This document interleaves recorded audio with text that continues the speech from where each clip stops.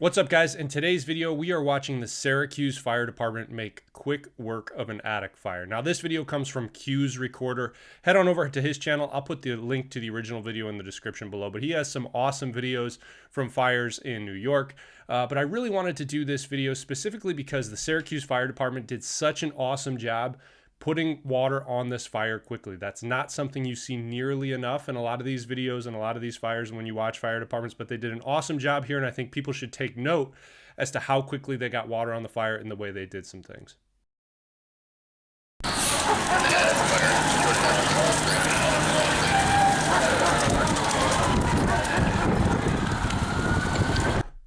All right, so before we go any further into it, first thing I want to know, when you walk up on a scene like this, what are some of the things that you notice? Well, obviously this is mostly going to be an attic fire. How do you know? Because on the first and second story windows, you don't see any smoke, any flames. Now that doesn't mean that there isn't a fire in the first or second floor, but this is usually a pretty good tell when you have flames blowing out the windows strictly on the attic. Second thing you notice, this house looks like it's in rough shape. There's pieces of the siding missing.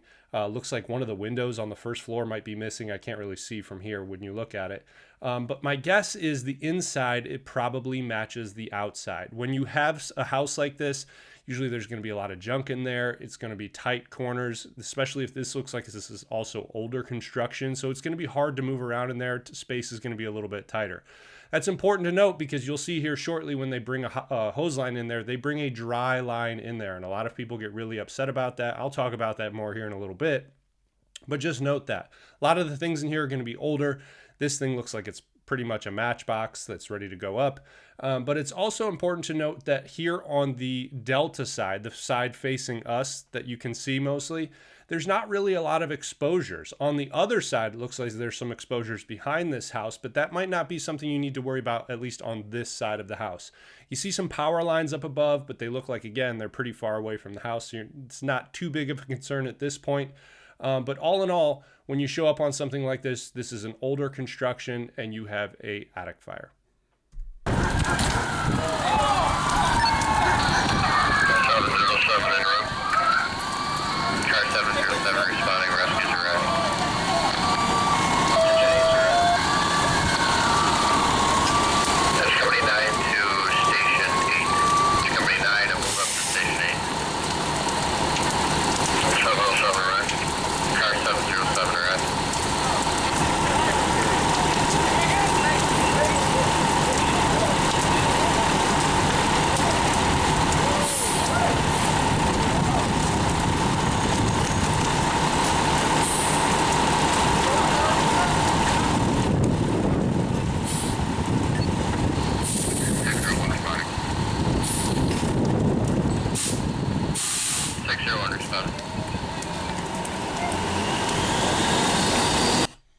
All right, so a couple things. First thing I want to note, they did an awesome job getting two lines in service. They have a primary line and a backup line. They stretched them both, and they're bringing them both into the structure. The other thing I wanted to talk about is a lot of people in the comments were fairly upset about the fact that they're taking a dry line into an actively burning structure. And generally speaking, that is a good rule, right? You want to have water in the line when you're going into the structure. However, these guys obviously know what they're doing. They're pretty experienced. You can just tell by the way that they're moving on this fire ground. They know what they're looking at and they know what they're getting themselves into. And like I said earlier, primarily this fire is contained up on the third floor. It doesn't look like there's any smoke or fire on the first floor and not even on the second floor. If you've ever tried to move a charged hand line around corners, whether it be in fire school or on an active fire, it can be a huge pain, especially going upstairs, especially in older construction like this where hallways and doorways are much narrower and much tighter. It can be really hard to do. You'll see here, these guys get water on the fire extremely fast. And part of that, I believe, is because they were able to get a dry line in place and then charge it from there. Yes, there's risk to that. But again, these guys are very experienced and they know what they're doing. And me personally, I think what they did was smart, as opposed to charging the lines out in the yard or before they even go in, and then trying to wrestle these lines up 2 or 3 flights of stairs.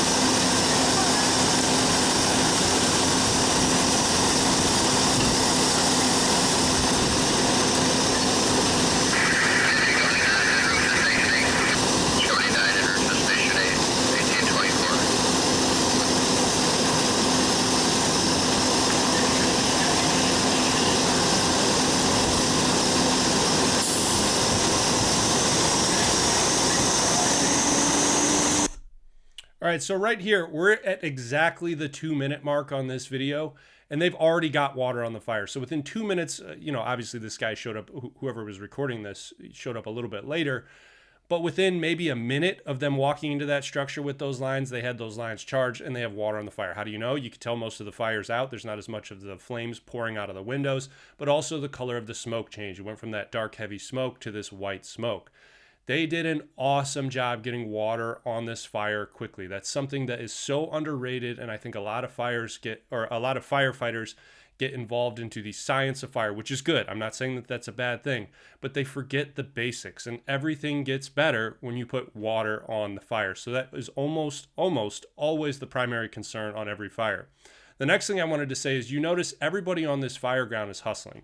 You don't see anybody panicking. You don't see anybody running around like they don't know what to do, but everybody knows exactly what their role is. You have a group of firefighters here on the Bravo side or the left side of this house setting up a ladder, pulling another line. Here shortly, you're going to see people up on the Delta side, the right side of the house, setting up more ladders. These guys did an awesome job. Far too many videos you see of firefighters just kind of sauntering around, not really with any pace or any purpose.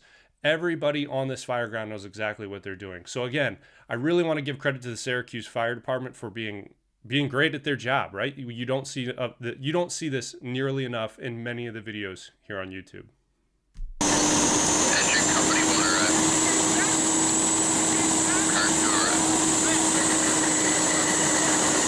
707 has command on it. I have wood burning, attic fire.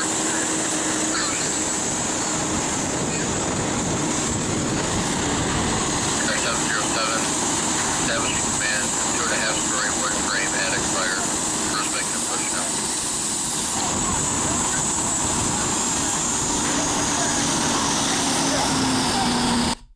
Wanted to point something out here really quickly. You see that firefighter over there firing up a tool. I'm not sure exactly what it is. Maybe it's a chainsaw, maybe it's a K-12. I can't really see. That's really important. Fire up your tools and make sure they're ready to go and working before you go up a ladder. Rookie mistake, don't take that tool right off the truck and go straight up to the roof and then try and start it up there. If for some reason the engine's flooded or maybe somebody hasn't started it in a little while, make sure your tools work before you go up.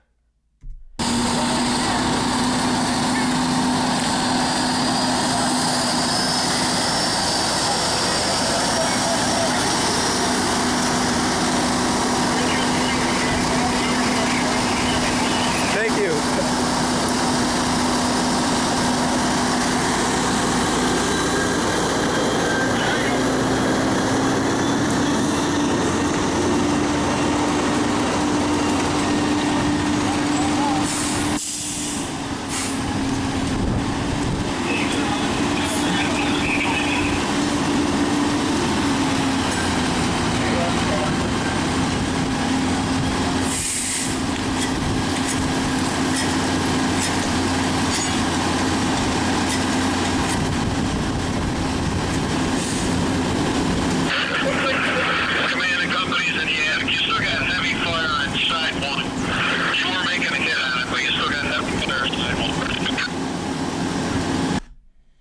That's another thing you don't hear nearly enough is the outside command who's running this fire is talking to the interior firefighters who are putting the water on the fire, telling them what they see from the outside so that the people that inside that might not see it, might not know exactly what's going on. This is awesome communication by the command and by the interior firefighters as well.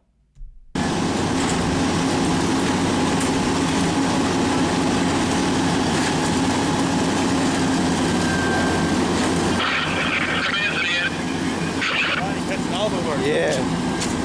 How's it going?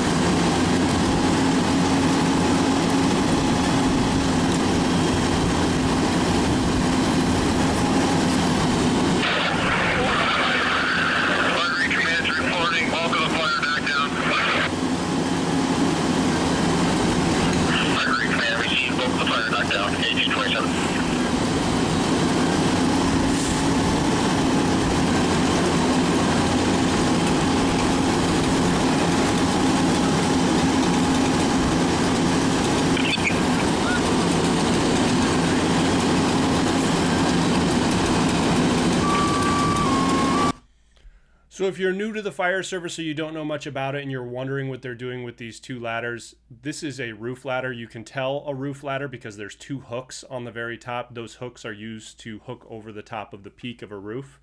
And it allows firefighters to go up and down much more easily as opposed to just kind of holding on to the shingles and sliding around. Gives you a good foothold. It's easier to move around on a roof, especially a roof like this where it's kind of a higher pitch, and you're pretty high up, right? At this point, you're 3 stories up in the air. It's much harder to move those around than you would realize. If you're new to firefighting or looking to get into firefighting, you will go over this while you are in the fire academy. This is part of your entire ladder evolutions and ladder training. But these guys are doing an awesome job getting it up there. That was a big roof ladder to get up there. I'm assuming at some point, we won't get to it in this video, they're going to go up there and they're probably going to do some vertical ventilation. I'm not sure exactly what they have planned with it, but good job getting these in place quickly. That's not something that you see very often, that people get these in place that fast.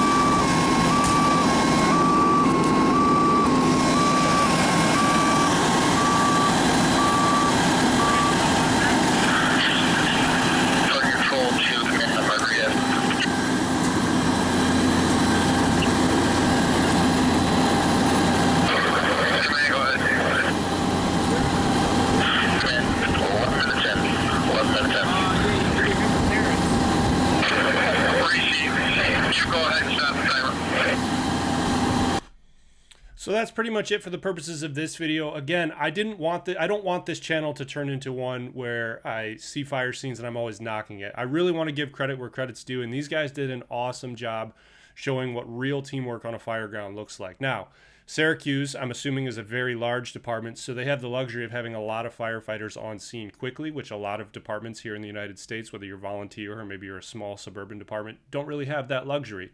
But regardless, it's important to learn from things that go well, and I think these guys did a great job. So as always, if you found this useful and helpful, give this video a thumbs up, consider subscribing to the channel, and I'll see you guys in the next video.